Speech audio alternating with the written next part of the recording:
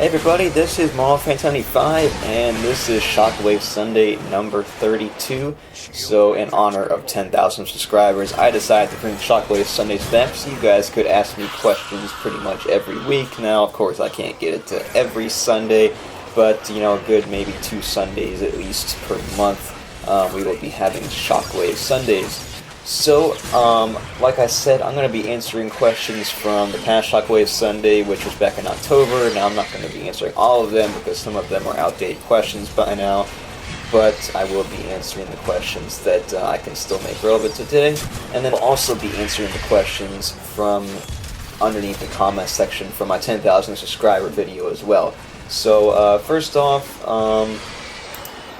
we have some congratulations in order from Jenna and Brandon. They both told me congrats for the 10,000 plus subscribers, so thanks to the both of you. And now we'll go ahead and get into the questions. So we'll start off with the questions from Shockwave Sunday number 31.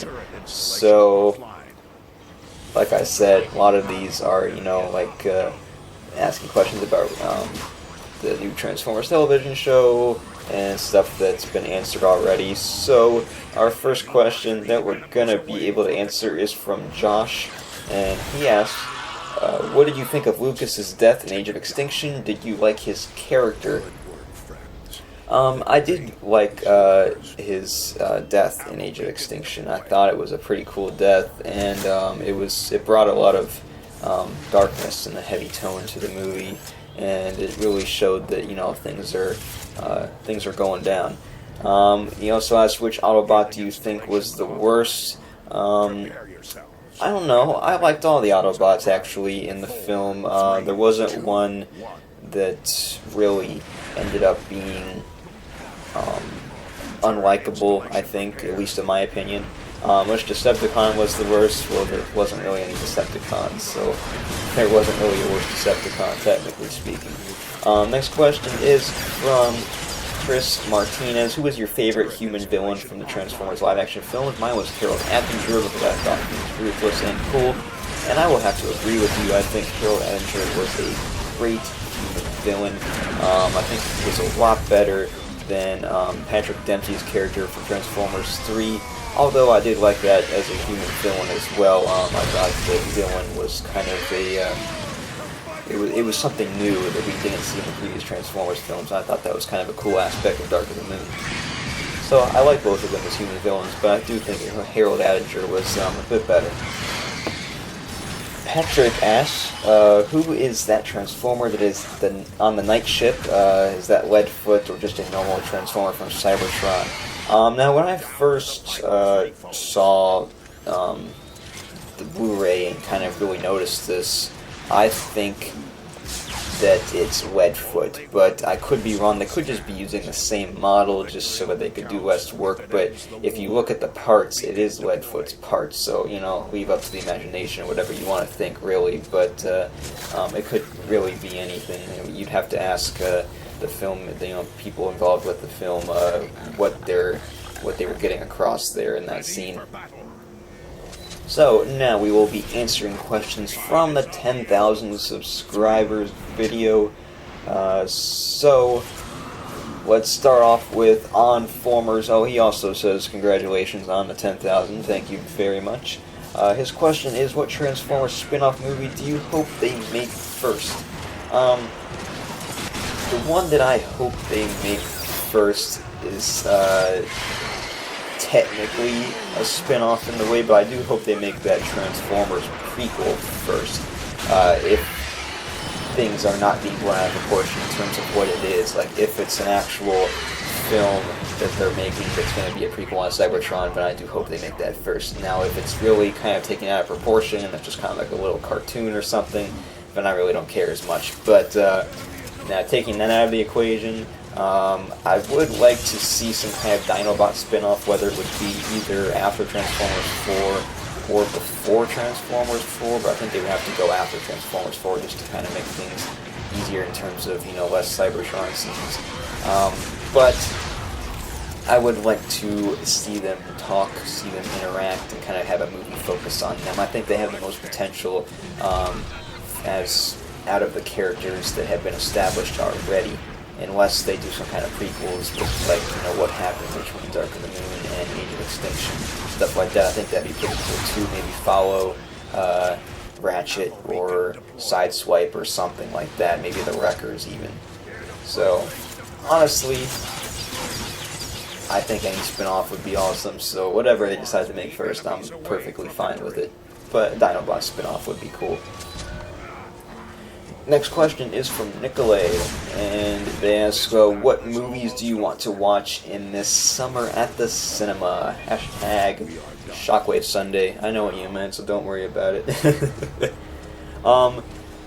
I wrote down a little list of movies I'm looking forward to. I just saw Jurassic World. It was a great movie. Really enjoyed that. And movies I'm looking forward to are Minions, Ant-Man, Pixels, Mission Impossible 5, and Fantastic Four. And I'm also thinking about maybe seeing Selfless too. That looks like a very interesting movie. So we'll see how my budget is on movie going this summer, depending on if I see that or not. But that looks very interesting as well. A lot of good movies coming out this summer, so you know, great year for movies. And next and final question is from Chupraka or whatever. Yes, can you make a tutorial on how to do the flash effect on After Effects when making movie trailers? Also, can you make a tutorial on how to make a movie trailer using Adobe Effects, because I want to be good at it. The original software I use is Sony Vegas Pro 13, and it's too easy.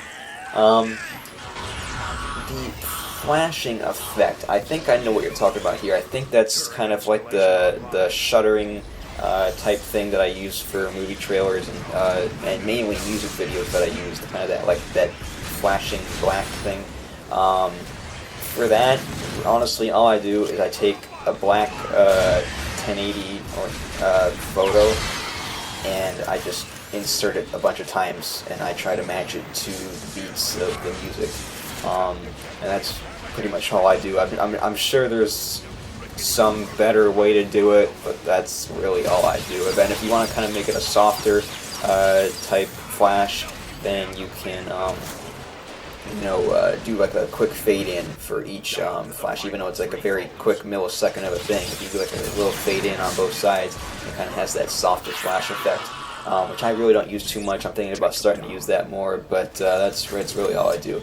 And a tutorial on making a movie trailer. Well, actually, I use a program called Magic's Movie Edit Pro Premiere, something like that. But I also use Adobe Premiere once in a while, but I find it a difficult problem to operate as far as, like, it's like I can do it, but it takes longer for me. So I like to use Magix for just simple projects and trailer making and stuff like that, just to, it ends up coming out with the same results. So I figure, why go the hard way? But I don't know, like a tutorial, I don't know if I could really do that, honestly. It's just practice, really. Like, I sucked at it at first. If you go back to, actually I deleted all those videos because they were so bad. Some of my first trailers and stuff were very, very bad.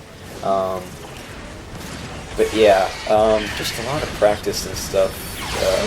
Just keep getting better at it, and because honestly, I wouldn't even know what to do for a tutorial, because I would just be saying, like, okay, match this clip, be the music, add some sound effects, add some cool dialogue, and voila. So it'd be something that would, I guess, be hard to do a tutorial for. So yeah, I think that'd be something where I'd have to actually sit down and work with somebody on it.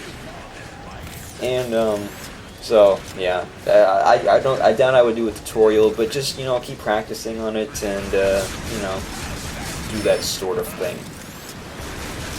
So that just about does it for this Shockwave Sunday number 32. Make sure to leave those comments in the comment section below for number 33.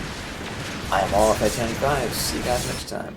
You are 3 enemies away from victory. Bot down. Watch your flank. We lost an ally. Look sharp.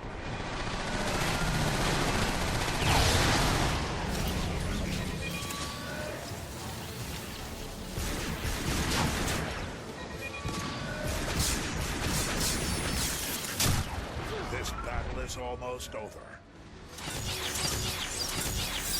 Good work, friends.